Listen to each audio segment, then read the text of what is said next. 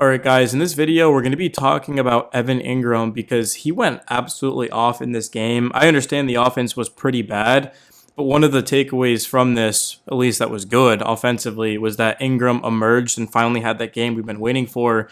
And take a look at Sean Payton is able to get him involved in the offense, motions him to the left on an end around, and he's able to outrun the backer for extra yards. This goes for 7. The beautiful thing about this play is that you just see his athleticism on full display. As originally he was going to cut in, but he has that little stutter, and then of course he gets to that outside and he outruns this backer.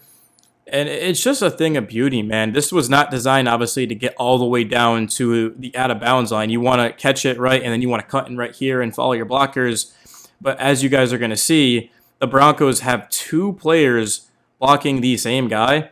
You can see he's trying to turn here, but they're both on this guy. So then Engram, he makes that little stutter, and then he gets around them, and then this defender is able to throw a block.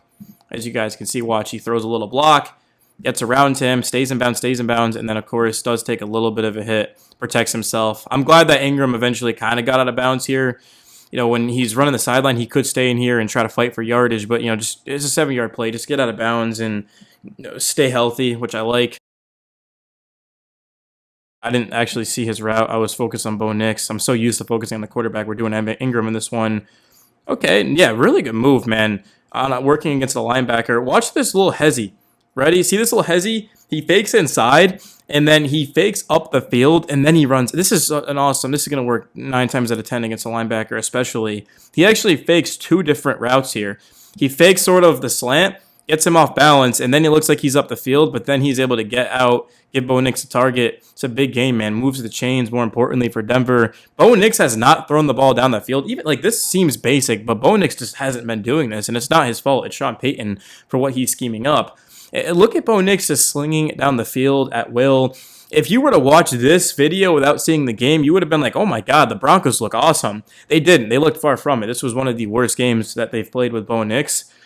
For a variety of reasons, but just look at Engram getting open, giving his quarterback a target.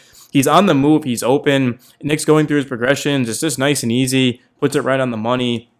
And the Broncos are getting up the field, fake handoff, play action, eyes up the field. Engram just, the thing about Evan Engram is he's what, like 6'3", so he's a big time target with speed, and he's gonna be lined up right here.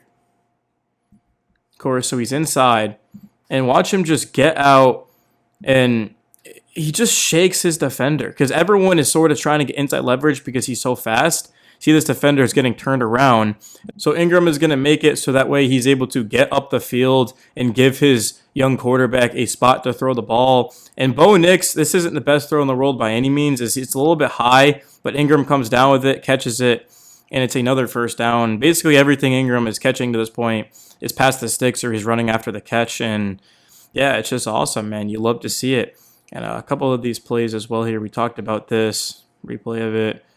All right, so Evan Engram, where are you? You're right here on the left side. Let's see what he's got for us. And he's just going to run. Oh, nice little route. He's just reading the zone defense. And watch, of course, how he finds that soft spot. So he throws another fake. This time, he kind of fakes like he's going up here.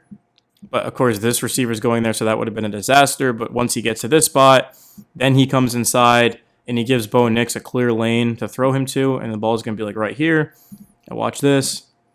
Evan Engram, catch it, and he's down. Just a thing of beauty, man. This is what the Broncos need to be doing more consistently, is trusting Bo Nix to make these throws and for his receivers and tight ends to get open. Love to see it. Engram is lined up right here, of course. Got Sutton on the outside. Let's see what he's able to come up with. And it's just a nice slow route. It takes time to progress, and Cortland Sutton's essentially going to be setting a screen here, which will allow Engram to get open, of course, and he catches it. And as you guys can see, he reaches for the first down line, which is right here. Clearly, he's got it on that hash. You see, it looks like Sean Payton right here. The funny thing is Sean Payton had run, run, run.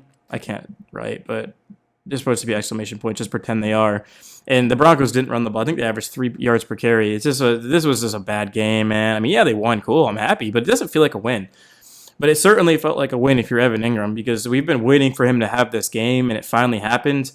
And it just makes it look so easy. It doesn't seem like much on the tape because Ingram's just that guy, but the Broncos haven't had a tight end like this in years that can just run this, take your time, let it open up, develop, and then give your young quarterback a target. It doesn't really matter where it is. Ingram's going to come down with it. You just like the scheme as well. Is there's no one over. It's not like cluttered. It's not clustered. You just have all the space, and then it doesn't really matter where Nix throws it as long as it's not like way behind him. See, this ball's a little bit up, but Ingram comes down with it. Nice little possession catch, and it moves the chains once again. Man, it's just awesome to see. And look at the offensive line play as well. I mean, there's literally, yeah, sure, you got an edge coming around, but to this point, Nix has moved to his left, and he's just waiting for Ingram. And, this is going to be a catch 10 times out of 10, or at least it should be, because there's just so much space here. And, the Jets aren't going to be able to put a safety or put a linebacker on Ingram, because to that point, now you kind of have a mismatch somewhere else. So you're going to have a linebacker get out there. And, I think actually this might be a safety. Number 8, yeah. If he's wearing number 8, it's definitely a defensive back. But Ingram, it doesn't really matter who he matches up with, as he's going to win this matchup. And you have to respect inside, and that's what happens. He turns him around. How often do you see tight ends turning around defensive backs? It's very, very rare. It's awesome, man.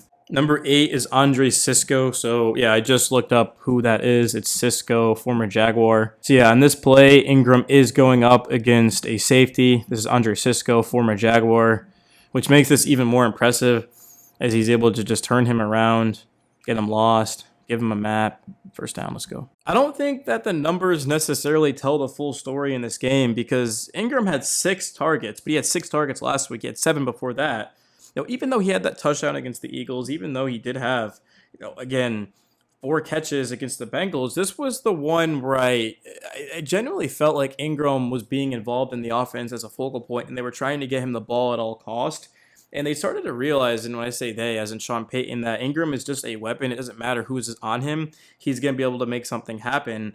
And hopefully this is a sign of things to come, because the more targets that Ingram gets, the better the offense is going to be. He's just got too much size, strength, and speed to not be involved every single week. Troy Franklin, I thought, had a disappointing game, lost a fumble as well. Did have a big play, but it was wiped away due to a penalty by the left guard. Of course, no Ben Powers, obviously. But I'd like to see Ingram emerge as that number 2 guy. Franklin, Pat Bryant, Marvin Mims, they're not going anywhere. They're still going to get work. But I do think that behind Courtland Sutton, this team needs a legit, consistent number 2. And why not go to Ingram? As long as he's on the field and healthy, he is going to make an impact, and a very big one. So hopefully, for our sake, the next game, the Broncos do look at Ingram a little bit more. I'd like to see him get up in that 10, 11 targets. That would be beautiful. Let me know your guys' thoughts in the video, though. It's your boy, Daily Broncos. I'm signing out. Peace.